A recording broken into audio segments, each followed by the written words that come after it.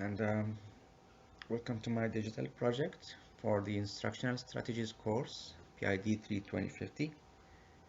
And in this video, I'll be discussing the classroom management. So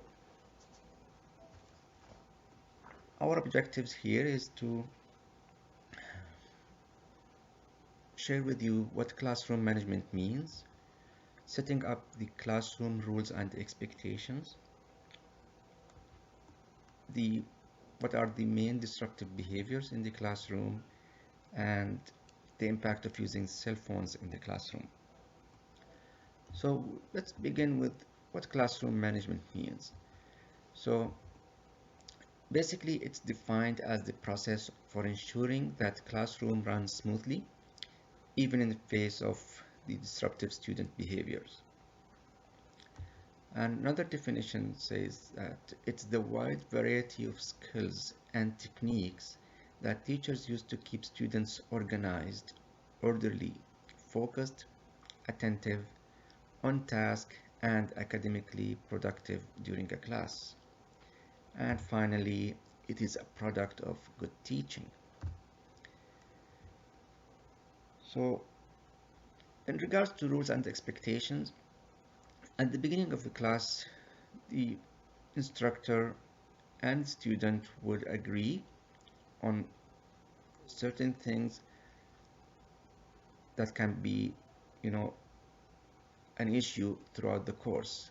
First is the mutual respect between the students and the instructor and between students themselves, and confidentiality. So whatever happens in the class and being said is kept in that classroom.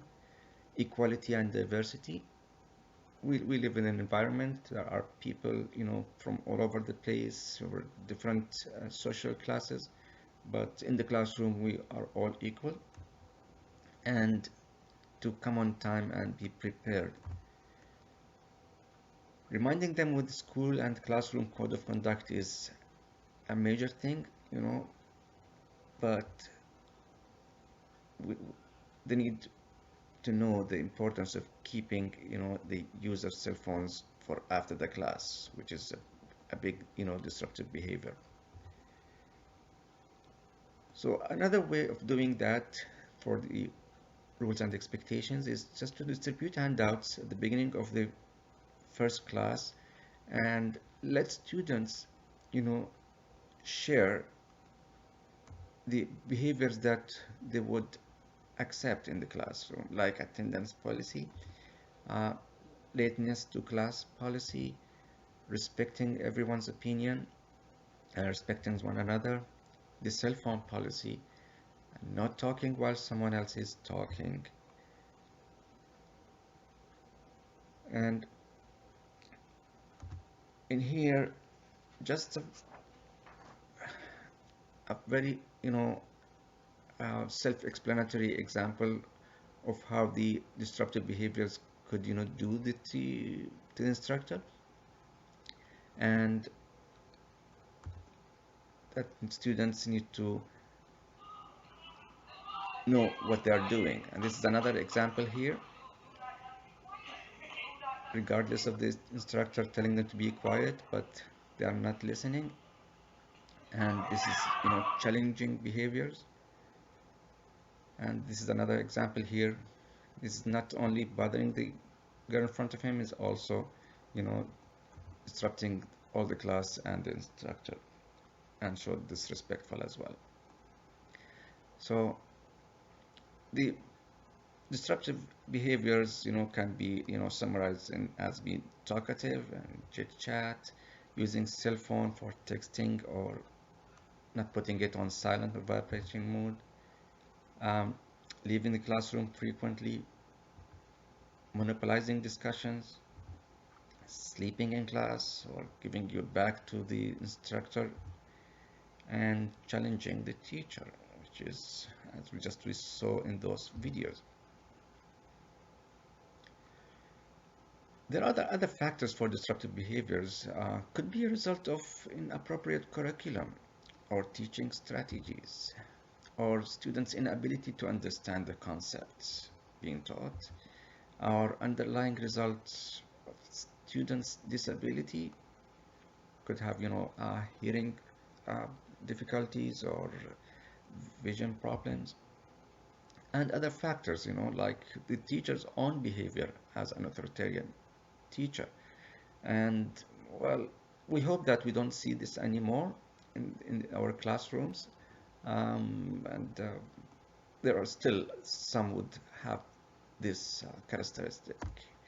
And it's just another example of the authoritarian teacher, pulled from Pink Floyd, the Another Brick on the Wall.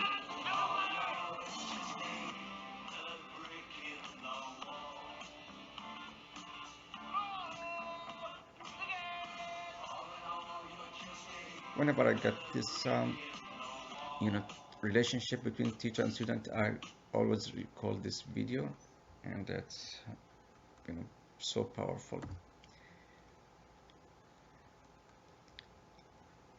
Now we're going to go speak about using the cell phone in classroom. So students, although they're reminded of the school and classroom code of conduct, and that using cell phones, in the classes, disrespectful, destructive, all the, bad behaviors, but still students doing it like on a regular basis, and some of them would even put on listen to music during a class. However, students and especially teachers need to know when a rule has been violated, and act. Okay, so next I'm gonna be looking at a short video. It's less than a minute. It's gonna be talking about or showing the use of cell phone, how it can be distracting and disrespectful, and how the teacher responded to that, and then we're gonna continue our presentation. Let's go back now to Cotton Mather's early beginnings. If you remember, he went to college at 11, got his master's when he was 18, married, had 3 wives, outlived all 3 wives. The last one went crazy, and he had 15 children, and he outlived all of the children.